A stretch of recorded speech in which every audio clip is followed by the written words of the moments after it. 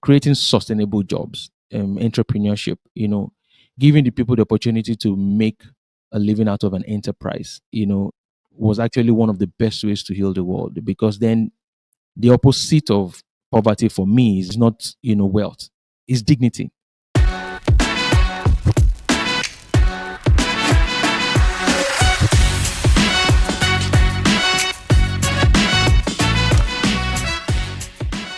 Good morning, good afternoon, good evening, depending on where you're watching from. This is another exciting episode of The Adventures, and I am Kunle Olufemi, your host.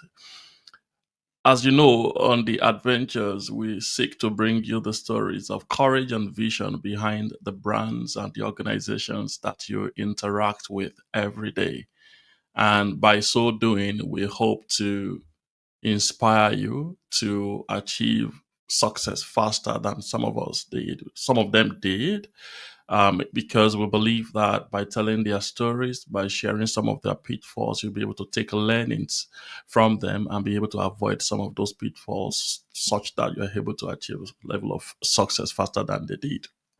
And today is not going to be an exception to that aspiration, as we have another exciting guest for you in the studio in the person of Mr. Wole Odetayo.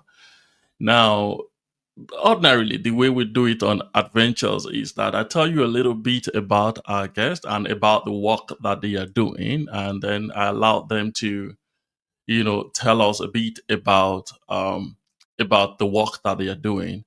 But in this case, I think the best I can do is to say that our guest for today is exciting, and there are many parts to him. And I do not think I will be able to do justice to talking about any of them. So in that case, I will rather allow him do, talk about all of the works that he's involved with, and then we can take the conversation from that point. So please welcome with me, Mr. Wole Odetayo. Hi, Thank Wale. you. Yeah, it's a pleasure. It's a pleasure. Good afternoon, Mr. Yes, Kunle. thank you. And please, but Kunle is the name. I know both of us will struggle a little bit because we Yeah, are used to calling people, yeah. Mister and all that. But Kunle is fine. I'll also try to keep it Wole, simple, yes, Wole right? is also fine. All right, thank you. All right. So that said, uh, Wally, I think, like I was saying earlier, looking you up online, which is like my practice, just to get a little bit of, bio for, of my audience, so that I can introduce them. I was looking you up and I saw that, wow, you're doing this. You're doing this. As a matter of fact, on your website, something reads as, let me look at it. The way it read, it was okay. Okay, where Wally works, right? And I saw about three organizations. So I was like, okay, where do I start from? All right. So because of that, right, I think you'll be in the best position to, tell our audience today, right, the works that you're involved with, right, the business that you're involved with, the ones that you started, right. If you can help double click a little bit into what each of them, does, maybe customer base, size of business, employees, and all of that, just to give our audience a bit of perspective about the work you do, and then we can take the conversation from there, if that's okay. Great, great. Kunle, thanks so much for having me. This is um, I feel honored to to be able to share my story, because for me one of my values as a person, is mentorship. Yeah. And that is receiving mentorship from people, but also mentoring as many people as possible. And one of the Mm, best ways to do that is to share your story, because mm, for me, I stumbled into that thing of mentorship, as a teenager when I started reading about great men. And so, yeah, it's an opportunity for me to also start to share some of my own lessons in life. Good afternoon, morning, evening, depending on where you're watching from and when you're watching this. My name is Wole Odetayo, and yeah, Kunle said it. Yeah, it's I must also admit that I'm a man of many parts. And let me try and break that down as simply as I can. Um, Wole Odetayo hails from Modakeke, Osun State, which is one of the 36 states in Nigeria. But I grew up, was given birth in Ibadan, grew up all my life in Ibadan. Had my primary school, at Mary Hill Convent School. Went on to Government College Ibadan GCI, and then Wesley College of Science, Elukuru, also in Ibadan, and then said I'm not going to study in Ibadan, right? Just wanted to get out of Ibadan and explore the world. So first gain admission to to Madonna University to study medicine. Accreditation issues came up after 2 years. Then I took a transfer to Igbinedion University where I studied medicine and surgery. But right in while I was studying, I decided to discover myself because I was an avid reader. I don't even read as much as I used to read as a teenager. I was an avid reader, and I don't read, fiction. I read non-fiction. I love to read biographies and histories of places. I love history. So I started discovering myself, and I think that's what changed my perceptive my perception rather about life entirely. To give you a little bit of background to that, so I would say my inspiration to be who I am today probably stems out of funny thing, it's but it's out of entertainment. So if you remember in 1991, there was this popular music called Heal the World by Michael Jackson. And that song actually inspired me a lot. So, I remember then growing up in Ibadan, I used to watch the video of that song several times a day, showing kids that were suffering, showing tanks, showing people, war. And the world was actually in the middle of all sorts of different kinds of battle war at the time. You had the Soviet Union. You had it was in 1991 that USSR fell.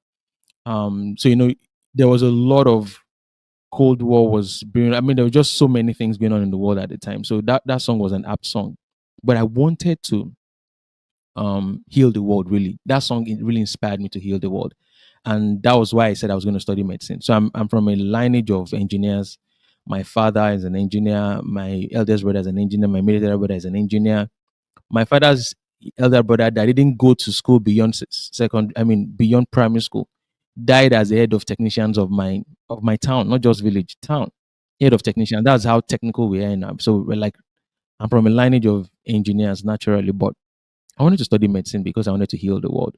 So 10 years later, 2001, gained admission to study medicine, and the rest is history. But then, while I was in university, I discovered that healing the world actually means a lot more from all that I was reading, And so for me, I felt like creating sustainable jobs, entrepreneurship, giving the people the opportunity to make a living out of an enterprise, was actually one of the best ways to heal the world because then the opposite of poverty for me is not wealth, is dignity.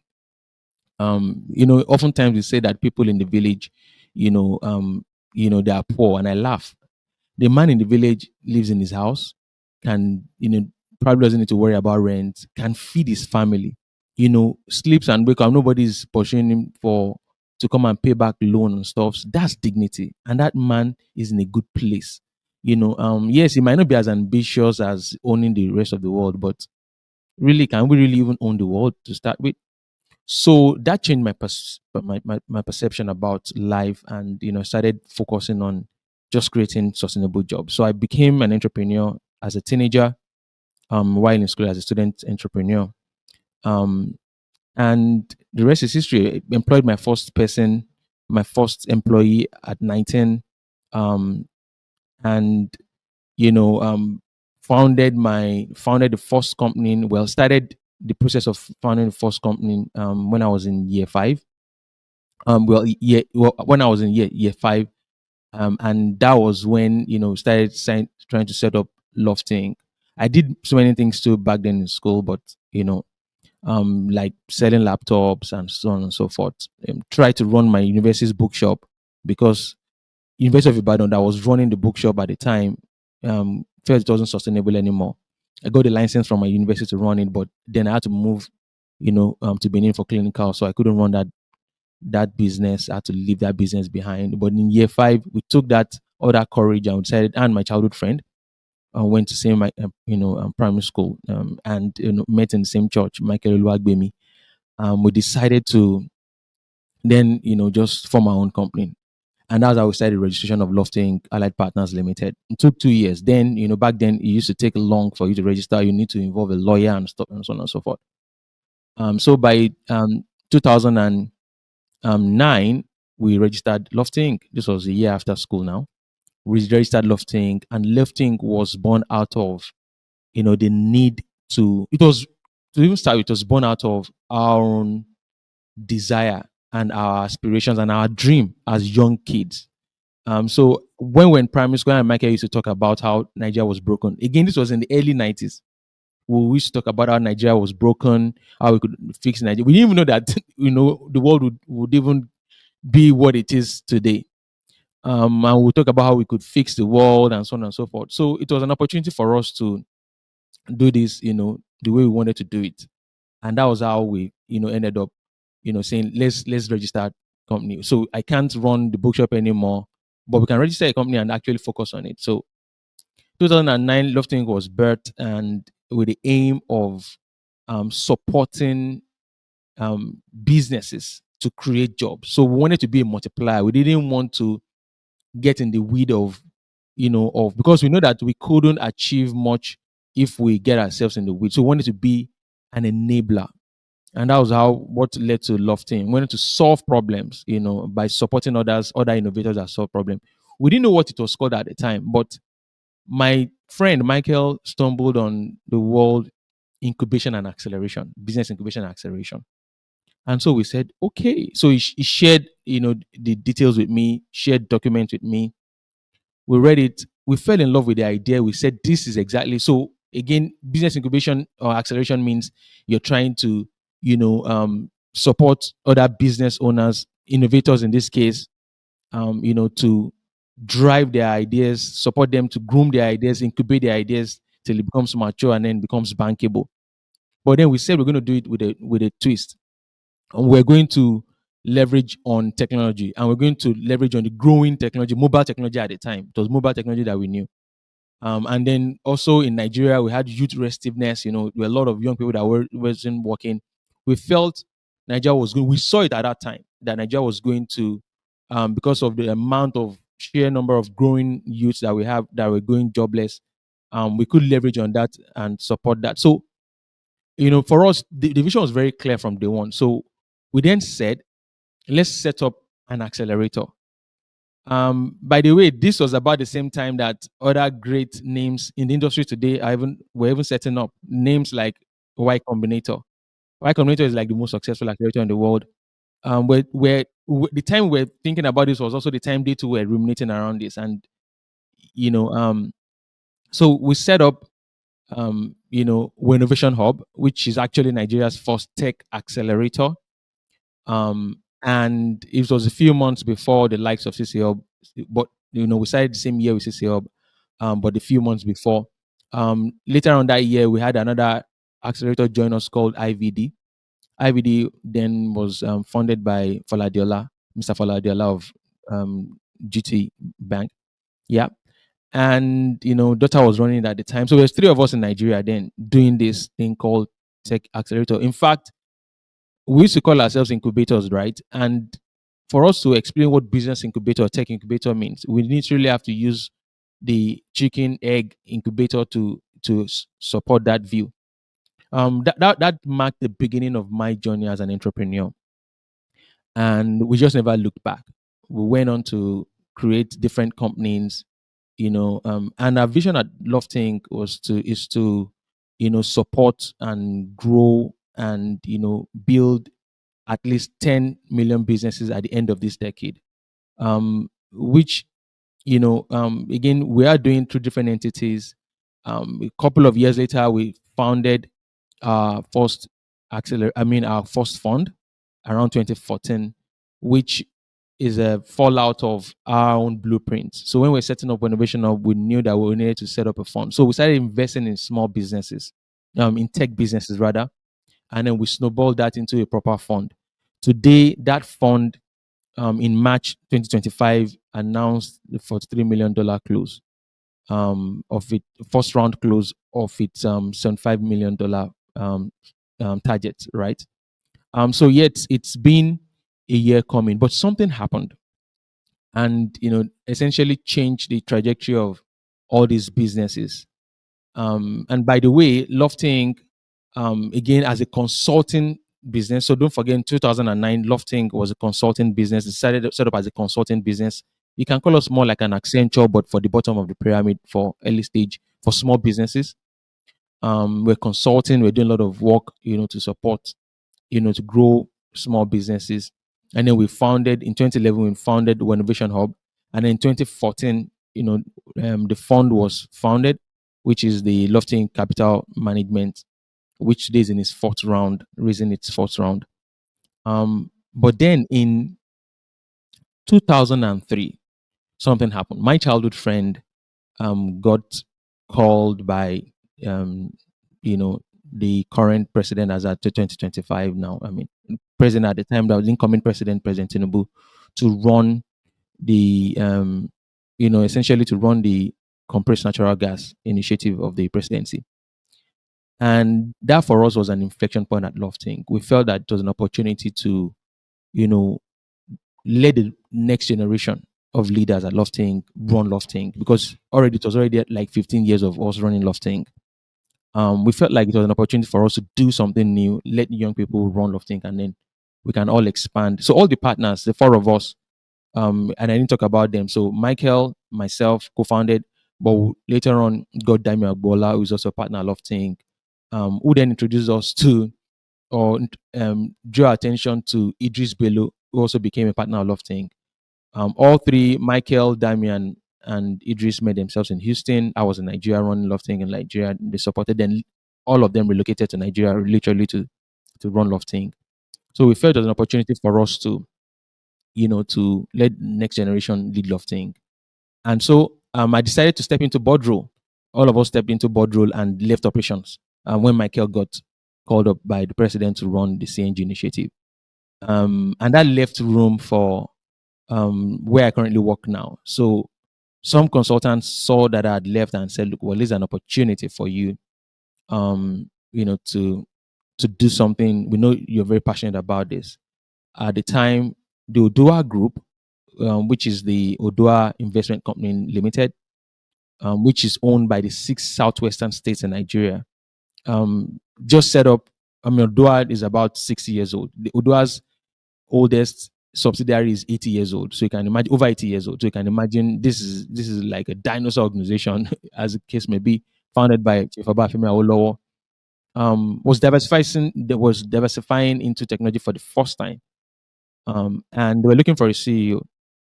So I went through the process, got appointed to run the subsidiary for Odua, which is called the Southwest Innovation and Technology Company Limited, which is where I currently work as the lead and the CEO of the institution. So yes, that's like the summary of my journey, of my entrepreneurship journey. From fun, so I never worked for anybody. I only consulted. At the time, in between our story at Lofting in 20 around that 2014, when we're founding the Lofting Capital Management, 2013 to be precise. We almost ran bankrupt. We almost went bankrupt at Lofting. So that gave room for us to for me to explore the opportunity. So I joined an organization called Idea Hub, which is the Innovation Development Entrepreneurs something I can't remember what Idea Hub was. Idea Hub was founded by NIDA, was funded by NIDA, supported by Accenture at the time. And so it was a government hub set up essentially by federal government, to just do something in the tech space. So I was tapped to be the operations manager of Idea Hub. The inaugural operations manager. Was overseeing the Lagos operations and the Calabar operations, designing programs for them Did that for about 2 years before I went back again, to Wennovation Hub Lofting when we stabilized and we were able to pick. So I've experienced the highs and lows while teaching people to be an entrepreneur. I've almost went bankrupt in my own business myself. I mean, we still see that every day. And yeah, so essentially that speaks to my journey as an entrepreneur. I don't even know where to start from.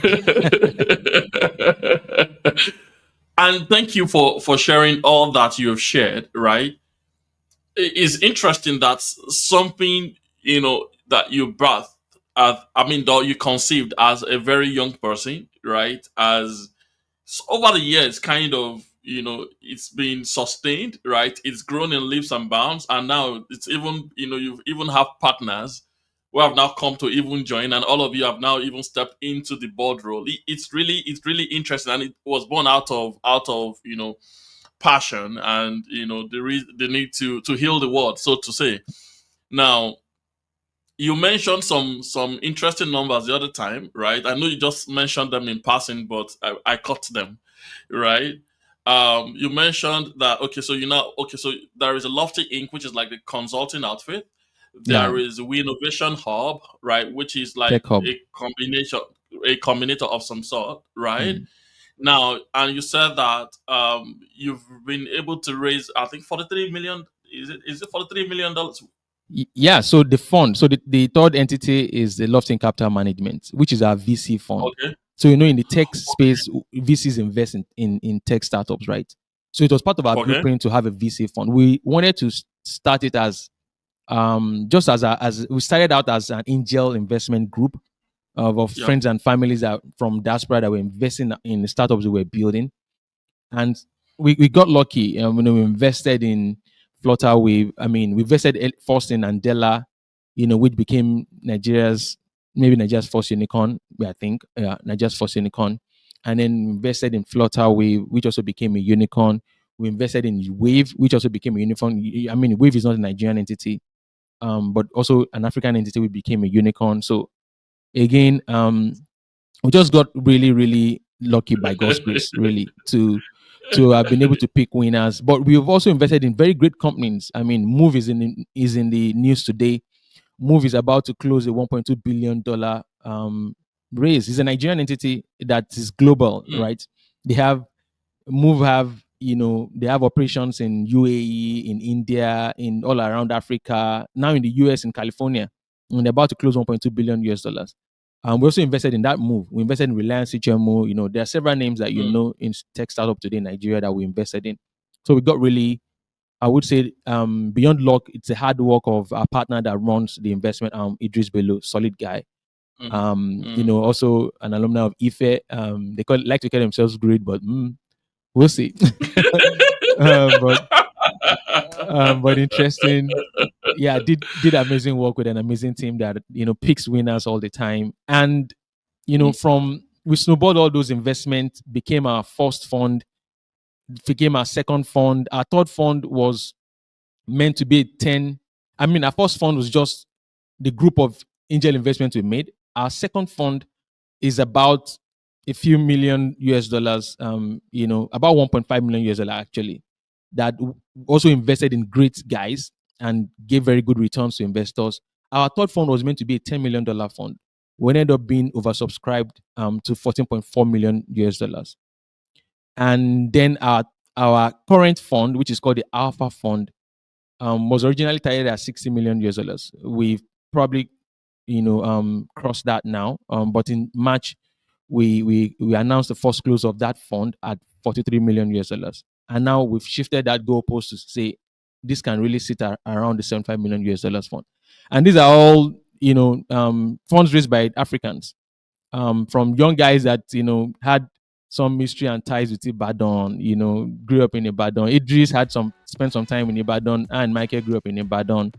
Dami, we all have that very interesting, yeah, to rate. But it's a Pan African team. We have operations. That fund currently have operations in Kenya, in Cairo, or rather in Nairobi, in Cairo, in South Africa.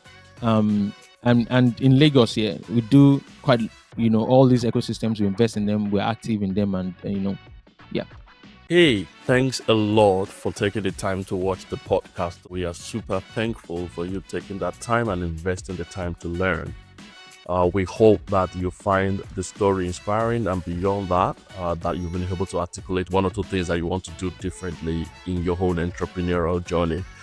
May I encourage you to please like, subscribe, comment, and please share the word within your own circle of influence, especially within those that you think are on the same entrepreneurial journey with you. May I also encourage you to please, beyond subscribing to our YouTube channel, follow us on our other social media platforms. That means a lot to us, and we can see that that helps us to track that we're making some progress and so making some impact. Thanks a lot once again for taking the time to watch, and to see you on the next episode.